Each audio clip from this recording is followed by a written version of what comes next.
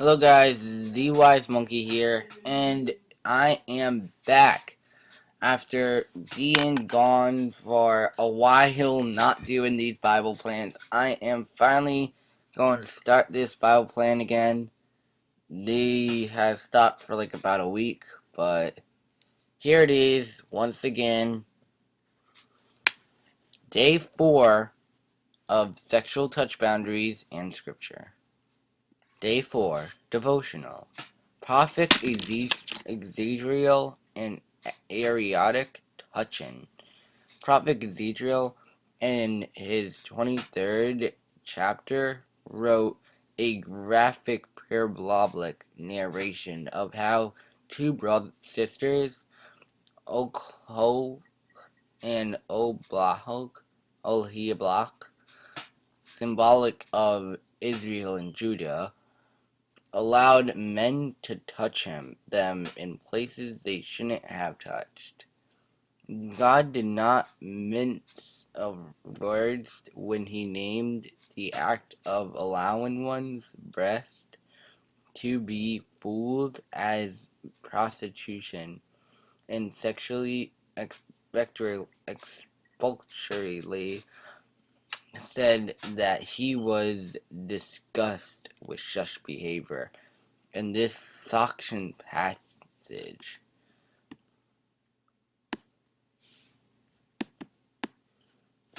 Bible scholars explain this passage actually speaks of the elect people of Israel's figurative promised land in Egypt, where they sought to be creased by a foreign faith and culture.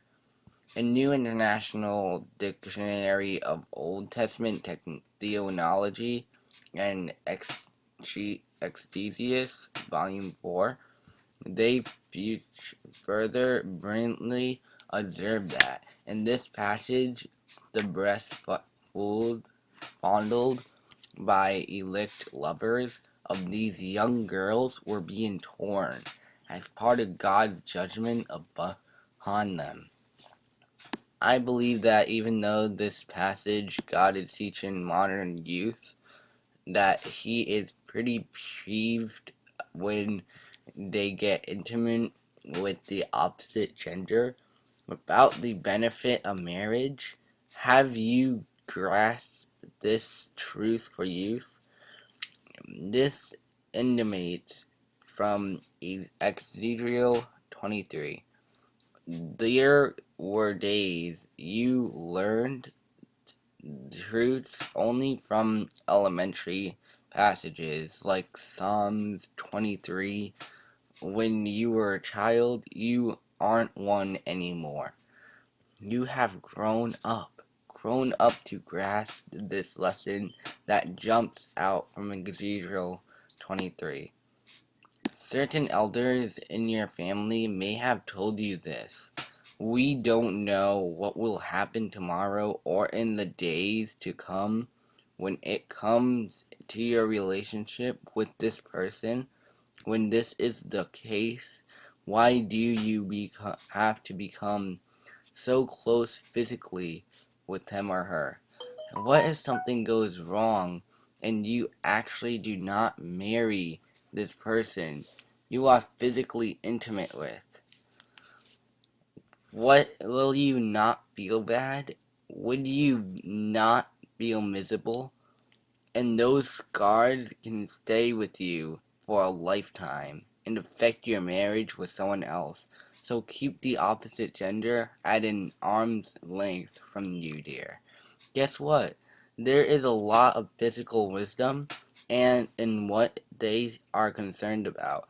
Not only that there is physical spiritual truth behind this counsel as well. Yes, the Bible in many places tell us we do not know what will happen to us in the future. So getting physically intimate with the person can never be 100% sure of marrying until the event has actually happened is nothing but plain foilty.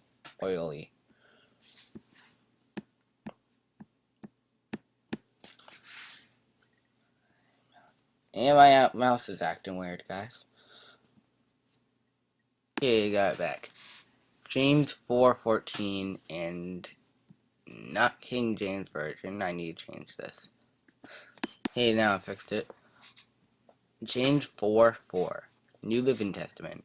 How do you know what your life will be like tomorrow? Your life is like a morning frog. It's here a little while, then it's gone. Ezekiel 23:18-21.